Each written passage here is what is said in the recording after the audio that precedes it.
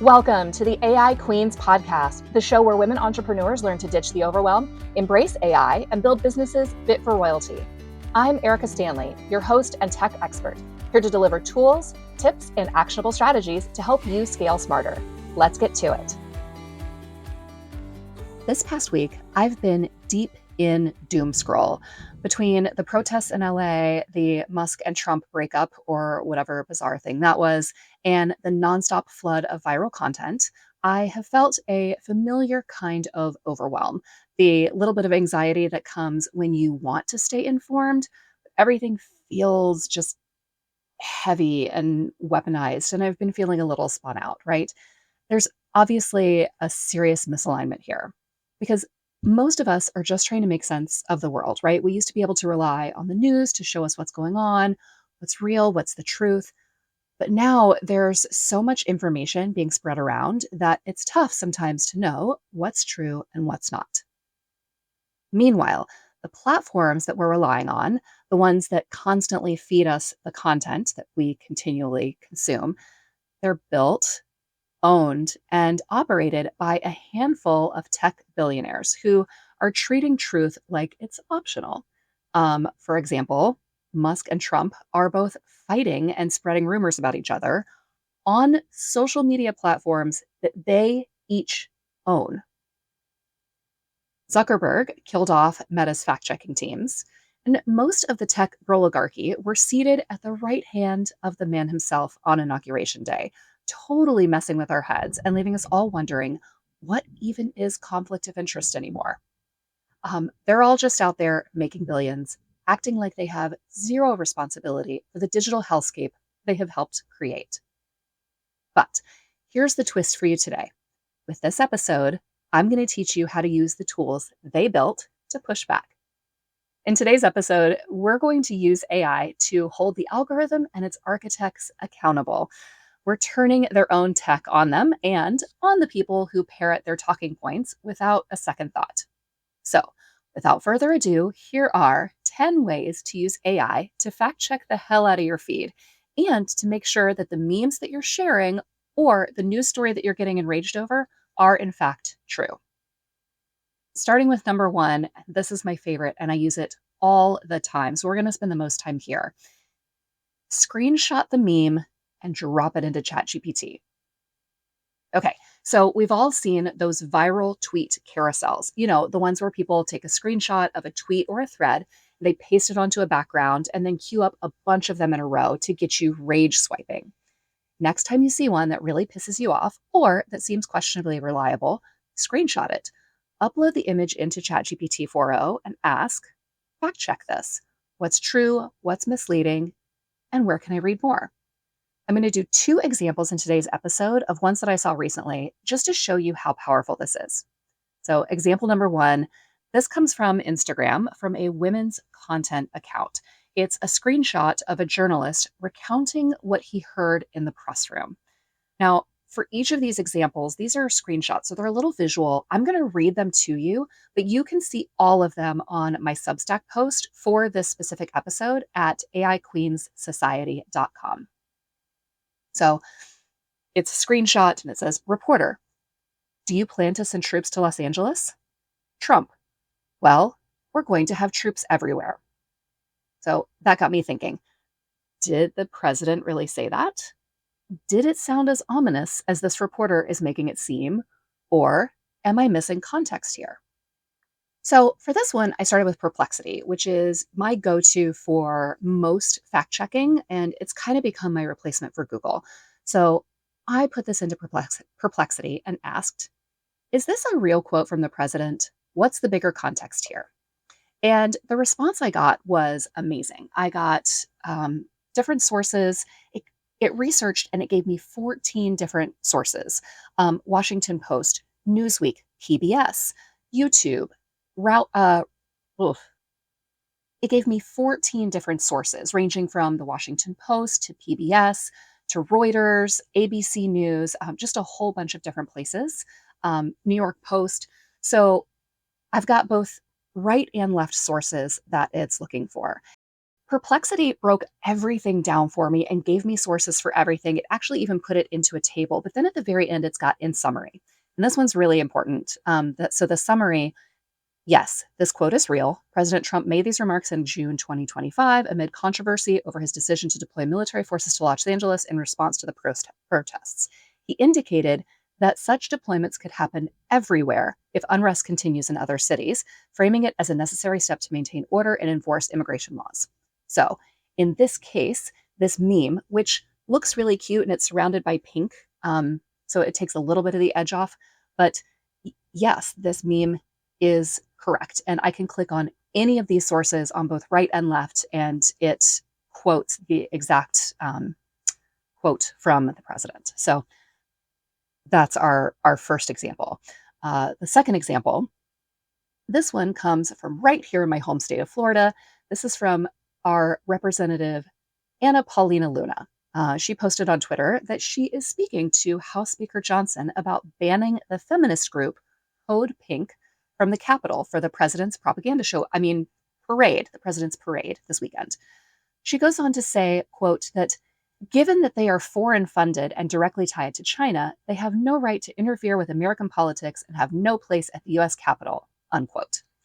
I mean, that sounds like BS to me. But if it was true, would they even be allowed to do that, to ban an organization from a public parade from the entire Capitol? I was curious. So I decided to check both ChatGPT and Perplexity on this one. And I asked, hey, I need you to look into the validity of this claim. Is this true about Code Pink? And if so, would the Speaker of the House have the authority to ban them from attending a parade in Washington, D.C.? Now, in ChatGPT, I used the 4.0 model and I made sure that the search the web option was turned on. And here's what I found. ChatGPT started by giving me a couple of resources saying that there's no public record indicating that Code Pink has been banned. They are planning a protest according to their website, and that Code Pink has a history of engaging in disruptive protests, including congressional hearings. These have led to legal consequences, but that no, even the president does not possess the unilateral power to prohibit specific organizations from attending public parades or demonstrations. That seemed all right, but I feel like I was missing the China connection. So I came over to Perplexity and it also looked into, and I've got resources from Senator Jim Banks from the Senate Judiciary. It's .gov resources. There's 21 sources here. An LGBTQ news source, Yahoo, US News and World Report. So there's a ton of stuff in here, which is really cool because it gives the answer more depth, right? And so here I'm finding, according to Perplexity, and I'm not going to read through all of this with you, although I guess I could link to it in the show notes because Perplexity allows you to share a whole thread and make it public. So maybe I'll do that. But again, I can go all the way down to the bottom, and the in summary says the claim about Code Pink's foreign ties is partially supported by indirect evidence, but not conclusively proven as direct Communist Party funding. The speaker cannot ban Code Pink from public parades in DC, only potentially from congressional spaces, and even that would require strong legal justification. So, what I'm doing here is I am using AI to fact check this meme that I found that seemed a little ridiculous, but might actually have something to it. But also, no, Representative Luna, you can't just say they can't come to a protest in the Capitol. Not legal, not allowed. So, thanks again, AI. So, in this case, there's no reason to get your knickers in a twist. They might be problematic, but Johnson can't actually ban them from the parade. Moving on to number two. This is using Claude for nuance detection. Now, we just talked about ChatGPT and Perplexity, which are great for fact checking, but I've been using Claude a lot more lately, and it seems to be better at reading between the lines, right? Like it's kind of like your high EQ friend who can pick up on subtle tone, implications, intent. You can give it a post and ask it to break down any bias, emotional manipulation, or persuasive tactics. It's really good at unpacking subtext. So for this one, I found a thread post from JVN, or Jonathan Van Ness of Queer Eye fame. His post says, "Weird how it's states' rights for forcing women into birth, but not states' rights for enforcing immigration laws. Hmm. Let's see if there's any nuance or context that Claude can help shed some light on." Spoiler alert, of course there's nuance in this. Okay, looking at this social media post, says Claude, I can identify several analytical points.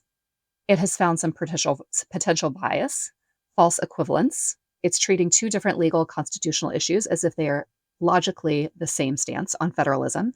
And it's got selective framing. So it's highlighting an apparent contradiction without acknowledging different constitutional principles that might apply to each issue. And then it goes down through the logical issues of false dichotomy, category error, straw man potential, right? I love Jonathan Van Ness and I love this meme. However, overall assessment that Claude is giving it, factual assessment. So, accurate terminology, forcing women into birth accurately describes the practical effects of the abortion bans, but missing context. It doesn't acknowledge the different constitutional bases for these positions: 14th Amendment rights versus federal supremacy clause, immigration powers, etc. So it's giving the real tension in how some people approach this, but it oversimplifies the constitutional distinctions. This argument works as political rhetoric, but doesn't engage with the substantive legal differences that might justify different approaches to state authority in these areas. Thank you, Claude. Although I'm a little miffed that this isn't just a pithy little meme that I can now put back up on my feed because I love what it says. I am realizing that this is a little bit of a straw man argument, and maybe I should skip this one. So, thanks to Claude for helping me get to the nuance of that. All right, number 3, we can reverse image search that shit. Before you get all worked up, before you reshare a dramatic image, what you can do is run it through Google Lens or Google image search. That is going to search all of the images that look similar to that one and help you nail down the origin of that image, right?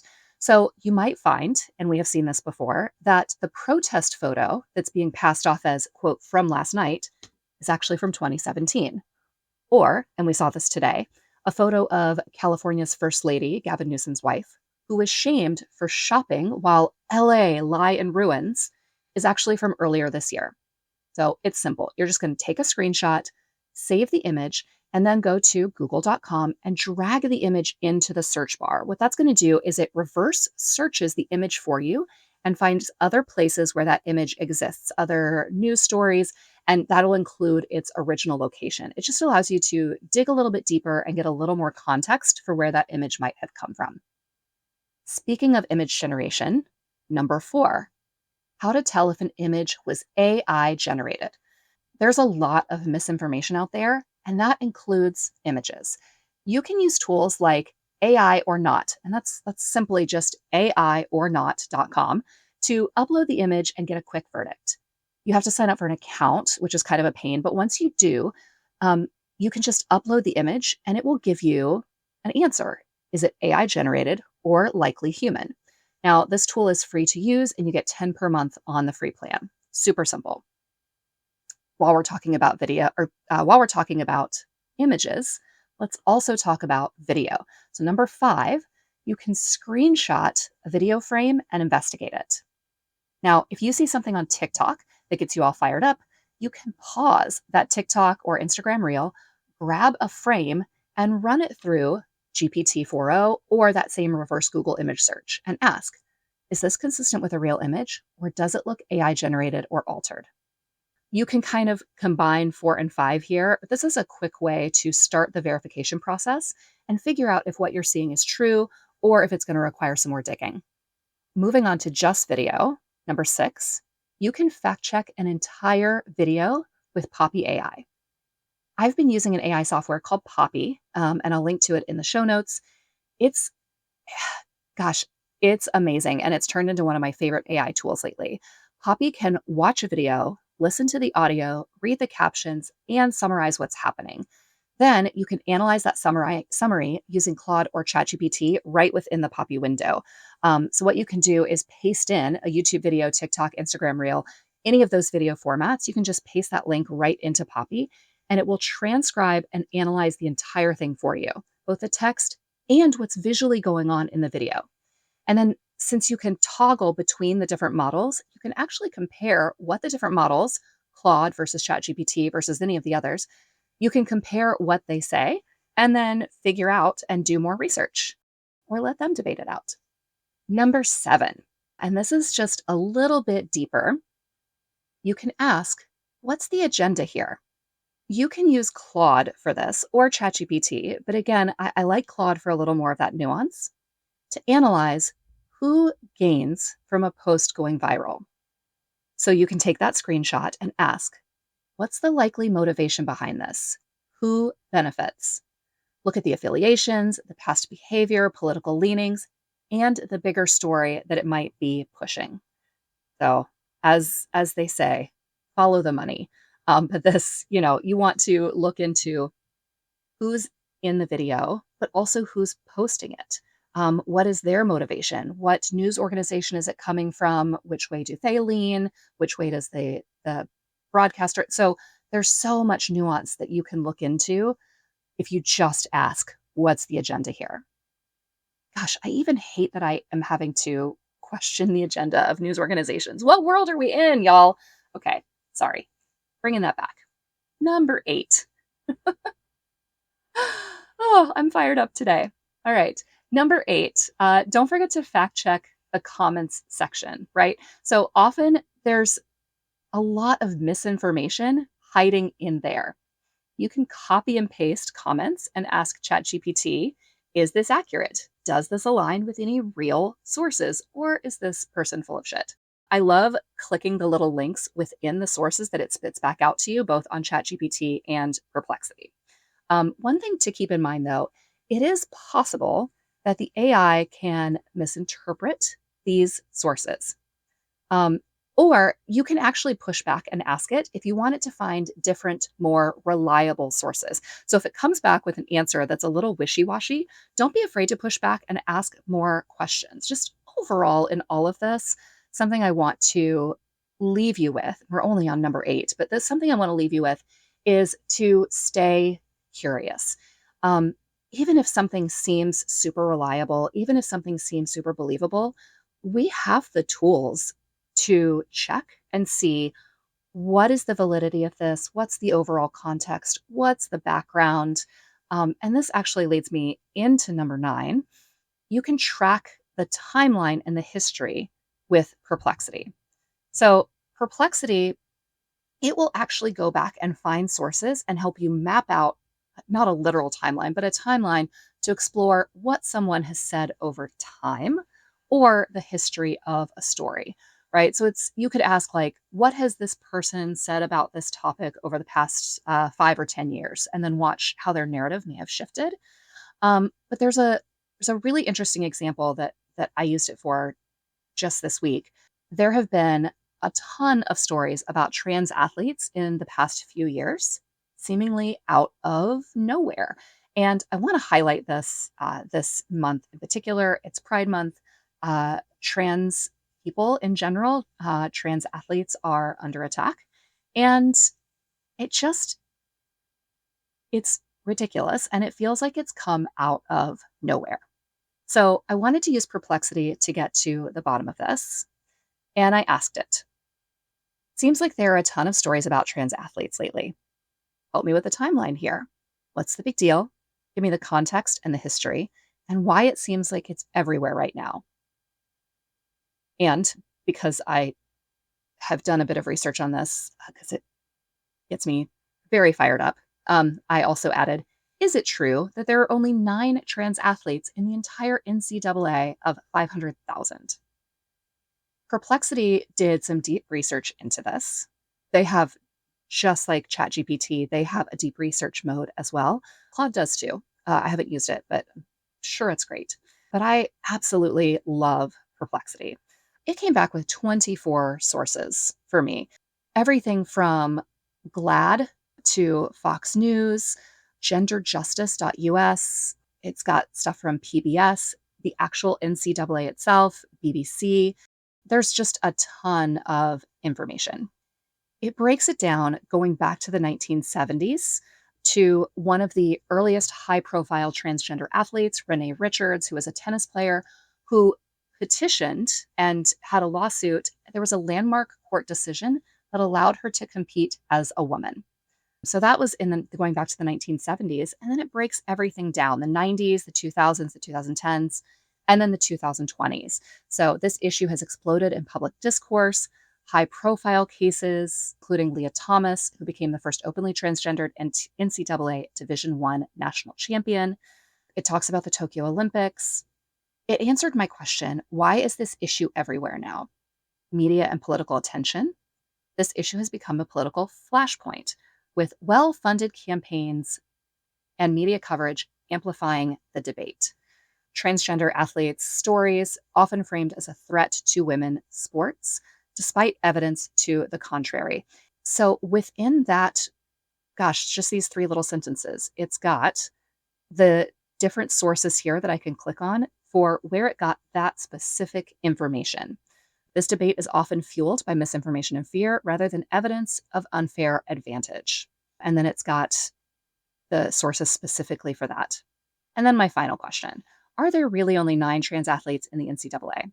And the answer is yes. In December of 2024, NCAA President Charlie Baker testified that he knew of fewer than 10 transgender college student athletes among approximately 510,000. This suggests that at the collegiate level, transgender athletes are an extremely small minority. And the far right is making a really big noise about 9 people out of 500,000. And so then it breaks it down into a table with me. It gives me the big picture. This is really nice. I'm going to link to this as well because I think this is really important.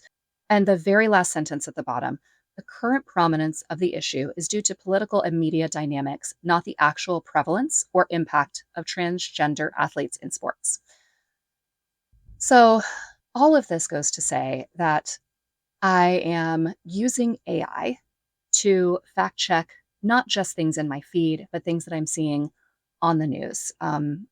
Ideas that seem to be fueling a ton of political divide. And AI is really just helping to give me history, broader context, and a deeper understanding of where this all might be coming from. And facts that I can use when having conversations with people, right? So it's giving me facts and resources that I can continue to look into if I want to dig deeper. For the last one, number 10, I wanted to give you a global perspective. So you can use AI to translate non English sources. Did you know that you can use ChatGPT or Claude to translate articles from non English sources and explain their tone, cultural context, and how they compare to US coverage? This one is great because it can allow you to pull from non English coverage to balance out your perspective. Both Claude and ChatGPT are great at not just word translation, but tone translation as well. So you're getting more of that read between the lines nuance that you need. There you have it 10 ways to use AI to cut through your noisy and rage inducing feed. Some of these tools are great for text and memes like ChatGPT and Claude. Others are best for images and video like Poppy and Google Lens. And some are going to help you step back and spot the bigger picture and nuance like Perplexity and Claude. These tools, don't forget, were created by the same guys who sat next to the president at his inauguration and the same ones that are slashing safety teams and playing nice with authoritarian regimes. There is a massive conflict of interest here, and it's on us to stay vigilant. We have to be super intentional about what we share and what we repost, and about how we verify what we see. The truth, y'all, is under pressure, but the tools, they're in our hands. If you're feeling really saucy, here's a bonus way that you can use AI to upend the tech bros. For all of you headed to a protest or a rally this weekend, you can use AI to brainstorm ideas for your signs, to research local laws on assembly, or to find the number and address for your local representative so that you can call or write and tell them how you feel about where they stand on the issues. You can even use AI to rage vent your feelings into a chat window and then turn that into a professionally composed letter or a limerick. The possibilities here are endless. All right. Before I sign off today, I just want to tell you about a couple of upcoming events. I'm hosting a live workshop next week, June 18th, inside the AI Queens Society. We're going to walk through exactly how to build your own AI powered fact checking assistant. Just kidding. We're going to walk through how to build your first AI assistant. So, this would either be a custom GPT or a Claude project or a Google Gem, but we're going to walk through that whole process together. You can join us at the AIQueensSociety.com and sign on as a paying subscriber. Also, in July, I'm going to be the guest for July's Babe Talk for Babe Crafted, which is a group of women entrepreneurs. Their CEO, Gina, is going to interview me about AI on July 17th. So mark your calendars and watch my Instagram and LinkedIn feeds for links to join. Signing off now, Queens. Until next time, stay smart, stay sharp, and keep your feed clean. Thanks for listening to the AI Queens podcast. If you loved today's episode, don't forget to subscribe, leave a review, and share it with a fellow queen who needs to hear this. Want more tips and tools? Join the AI Queens Society at AIQueensSociety.com and start ruling your business with confidence today. Until next time, stay bold, stay curious, and keep reigning with AI.